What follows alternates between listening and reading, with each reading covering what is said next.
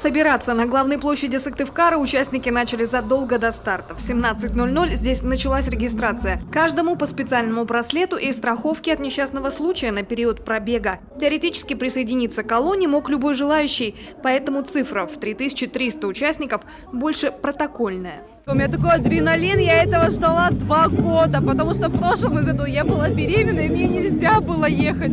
Поэтому я очень ждала велоночь, и вот решила в такой дождливый день хоть как-то вызвать у людей нашего города, у жителей улыбку, потому что солнышка нам не хватает. А что нашел, то я и делал. Хорошо, я решил, я специально даже бороду не сбривал до велоночи, чтобы еще более походить на викинга. Выделялись участники не только костюмами, но и транспортом. Умелец из Усть-Кулома Алексей Наумик сегодня и вовсе на тарантасе, то есть электровелосипеде, это по-современному. Здесь найдется местечко для пассажира, предусмотрен багажник, бардачок, а корпус агрегата сделан из фанеры. Как вы с Усть-Кулома ехали до Сыктывкара? На чем? На машине. Я внутри машины. Транспорт вообще отличался разнообразием. Подростковые велосипеды соседствовали с горными байками. Профессиональные модели ехали рядом с советскими экземплярами. Да и возраст участников тоже разнился. Организаторы фестиваля этого и добивались, ведь в первые годы акции колонны стартовали после 10 вечера. Комендантский час не позволял присоединиться к мероприятию детям и подросткам. Второй год подряд старт переносят на 20:00. Вот и в этот раз одномоментно выехали Ухта, Ишма, Кайгородок, Печора, Визинга, Усть-Кулом, Карткерос и даже Вологда. О велоночи под проливным дождем узнала вся Россия, от Калининграда до Дальнего Востока. На этот раз масштабную прогулку поддержали и федеральные СМИ. А представители российской газеты даже приняли в ней участие. Драйв, энергия, романтика и самые красивые белые ночи.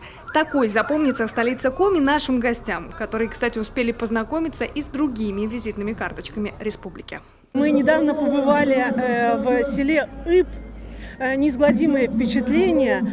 Нам даже посчастливилось попасть на дно моря юрского периода и найти там ростро белемнитов. Это совершенно сказочная история какая-то, которая вот с нами случилась.